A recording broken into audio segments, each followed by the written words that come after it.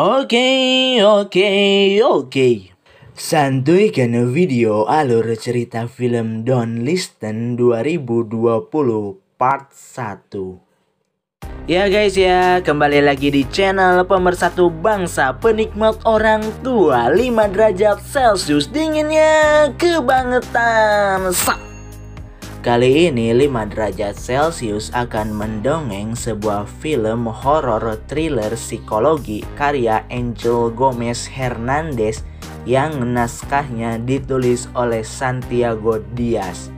Don't Listen tahun 2020. You know I came through. You know I came through. You know I came through with the fuego. You know I came through. Hey, you know I came through. You know I came through with the fuego. You know I came through. Hey, you know I came through. Nowadays I cannot lay low. I cannot lay low. Yeah, I cannot lay low. You know I came through with the fuego.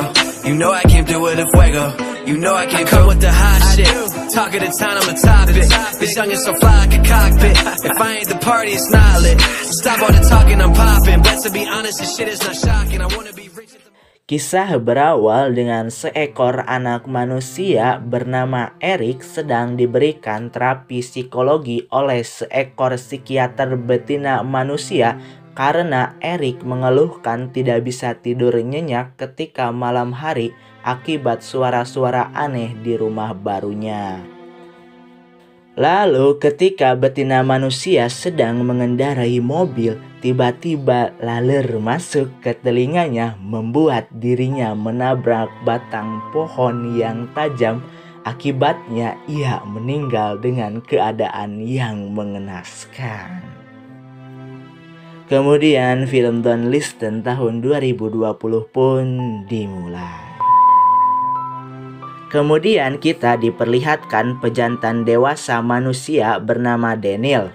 Ia merupakan ayah dari Eric. Scene berpindah pada Eric yang sedang mandi wajib ditemani betina blonde bernama Sarah yang merupakan ibunya sendiri. Setelah memandikan Eric, kemudian Sarah menemani suaminya Daniel di kamar untuk menonton televisi. Tampak sepasang pejantan betina ini baru saja pindah ke rumah tersebut bertujuan untuk merenovasi kembali rumah itu agar bisa dijualnya lebih mahal lagi. Biasalah bisnis properti kayak gitu. Kemudian saat tidur, Daniel terbangun karena suara berisik dari pagar kolam miliknya. Lalu ia keluar rumah untuk menutup pagarnya kembali. Setelah menutup pagar dan kembali ke dalam rumah, Daniel mendengar suara misterius dari sebuah walkie-talkie. Sampai scene berpindah pada Eric yang terbangun juga dan melihat suku buduk yang mengerikan. Lalu ia bersembunyi di bawah selimutnya karena merasa ketakutan. Lalu tiba-tiba Daniel datang mengagetkan Eric disusul Sarah ibunya untuk menenangkan keadaannya. Keesokan harinya Daniel kembali membereskan dan berenovasi rumah tersebut. Sampai istri juga anaknya pulang dari sekolah Eric. Lalu sang istri Sarah menceritakan bahwa Eric di-DO dari sekolahnya karena Eric mencoba bolos dari sekolah dan menggigit kepala sekolah ketika Eric hendak ditangkap olehnya. Saat di kamar, Daniel dan Sarah membahas kematian psikiater Eric. Mereka berdua merasa aneh karena Eric sudah mengetahui bahwa psikiater tersebut sudah mati. Padahal baik Daniel ataupun Sarah belum memberitahu kematian psikiater tersebut pada Eric. Karena khawatir dengan keadaan Eric, Daniel masuk ke kamar Eric untuk memberinya sepotong roti. Lalu ia bertanya pada Eric mengenai suara siapa yang ada di walkie-talkie yang sering mengganggunya ketika tidur. Eric kemudian menjawab bahwa itu suaramu, Papa. Daniel merasa heran karena ia mengaku belum pernah mengajak Eric berbicara di walkie-talkie ketika malam hari. Ketika malam tepat pukul 2:37 dini hari, Erik tampaknya sedang menggambar dengan keadaan gelisah. Lalu tiba-tiba sosok juri bodas menampakkan dirinya. Aduh, mulai seru nih guys. Daniel yang terbangun untuk sholat tahajud merasa curiga sebab pintu rumahnya terbuka sendiri. Lalu ia mengambil senjatanya untuk berjaga-jaga. Di sisi lain, Sarah pergi ke kamar Erik, namun ia tidak melihat keberadaan Erik di sana.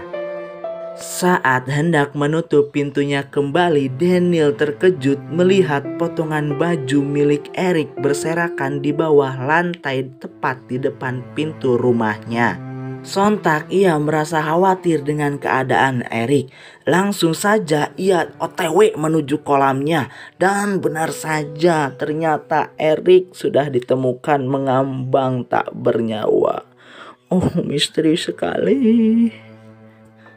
Keesokan harinya setelah pemakaman Erik, Sarah memutuskan meninggalkan Daniel sendirian di rumah angker tersebut untuk pergi menenangkan diri ke rumah orang tuanya. Daniel yang jomblo di rumah angker tersebut melihat rekaman video kenangan dirinya bersama Erik juga istrinya ketika pertama kali membeli dan menempati rumah angker tersebut.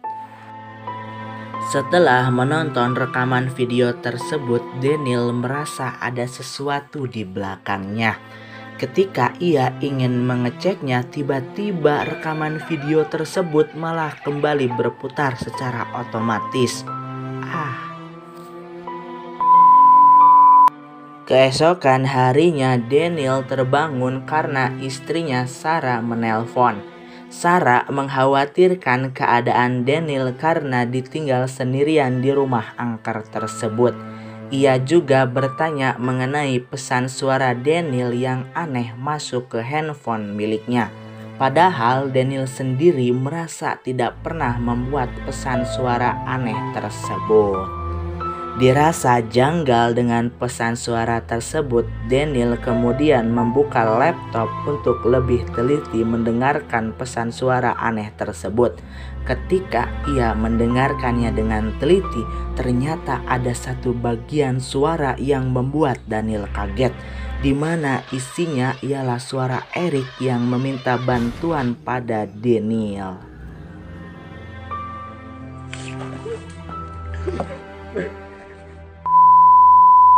Akhirnya Daniel menemui seorang penulis buku yang sering menulis tentang banyak suara-suara aneh. Ialah Profesor Domingo. Daniel meminta bantuan pada Domingo untuk menyelidiki kasus kematian anaknya Erik yang meninggal secara misterius. Daniel percaya bahwa kematian Erik ada hubungannya dengan suara-suara aneh di rumahnya ketika malam hari. Kemudian Domingo bersama anaknya Ruth pergi ke rumah Daniel untuk menyelidiki kasus kematian Erik.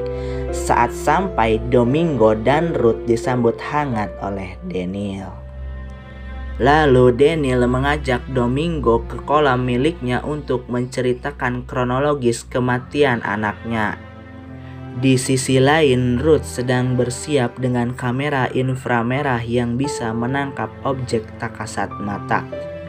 Itu apa ya guys? Itu apa? Kemudian Daniel dan Domingo datang menanyakan pada Ruth apakah ia sudah siap untuk menyelidiki rumah tersebut menggunakan kamera inframerah miliknya.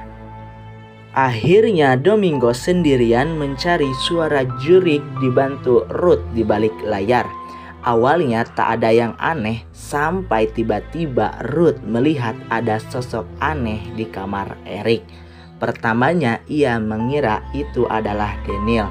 Namun Profesor Domingo mengatakan bahwa Daniel sedang duduk sendirian di luar rumah. Lanjut nanti ya di part 2. Stay tune terus. Ya guys ya, jangan lupa like, comment, share, and subscribe channel 5 derajat Celcius. Dinginnya kebangetan. Sap.